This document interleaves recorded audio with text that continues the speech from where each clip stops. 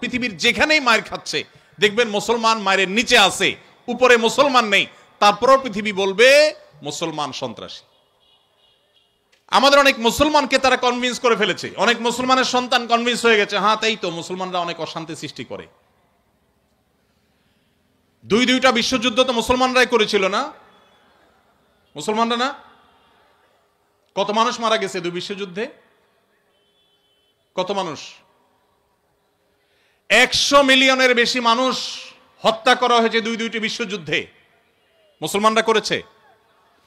মুহাম্মদ সাল্লাল্লাহু আলাইহি সাল্লাম তার আদর্শকে পৃথিবীতে প্রতিষ্ঠিত করতে গিয়ে 27টি যুদ্ধে তাকে সশরীরে অংশগ্রহণ করতে হয়েছে। 27টি যুদ্ধে 27টি যুদ্ধে তিনি অংশগ্রহণ করেছেন। এই সকল যুদ্ধে যত মানুষ মারা গেছে সবগুলোর যোগফল কত জানা আছে আমাদের কারোর? মাত্র 1000 মানুষ।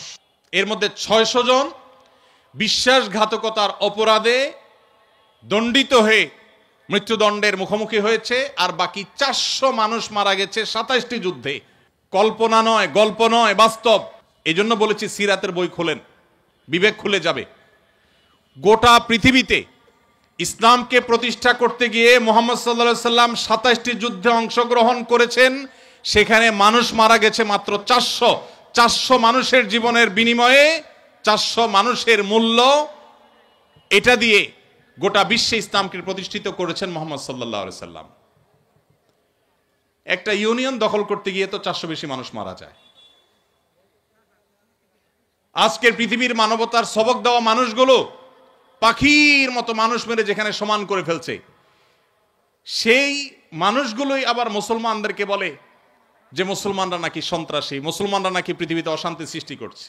অথচ গোটা পৃথিবীর যেখানেই মার চলছে, যেখানেই যুদ্ধ চলছে, আপনি দেখবেন অস্ত্রের নিচে তাকালে দেখবেন মুসলমানের চেহারা, আর কোন ধর্মের মানুষের চেহারা আপনি দেখতে পাবেন না। সে আফ্রিকা থেকে নিয়ে বার্মা পর্যন্ত কোথাও আপনি দেখাতে পারবেন না।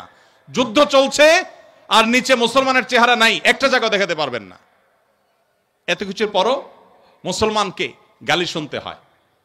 ভাইরা আমার, তো মুহাম্মদ সাল্লাল্লাহু আলাইহি সাল্লাম তার জীবন ছিল সবচেয়ে বেশি কষ্টের, সবচেয়ে জর্জরিত। এখনো মুসলমানরা সবচেয়ে শান্তিকামী, তারপরও তাদের সবচেয়ে বড় ব্লেমটা হজম করতে হয়, সবচেয়ে বড় মিথ্যা অভিযোগ তাদের উপরে করা হয়। অথচ মুসলমানরাই হলেন পৃথিবীর সবচাইতে শান্তিকামী, সবচাইতে শান্তিকামী। যেই কোনো বিচারে আপনি উন্মুক্ত মনে যদি বিচার করেন, আপনি দেখবেন যে পৃথিবীতে কোনো গণহত্যার সাথে পৃথিবীর ইতিহাসে মুসলমান শাসকদের বহু দোষ ছিল, বহু ত্রুটি ছিল, শতকণ্ঠে আপনি সমালোচনা করতে পারেন। আজকের বিশ্বের মোড়লরা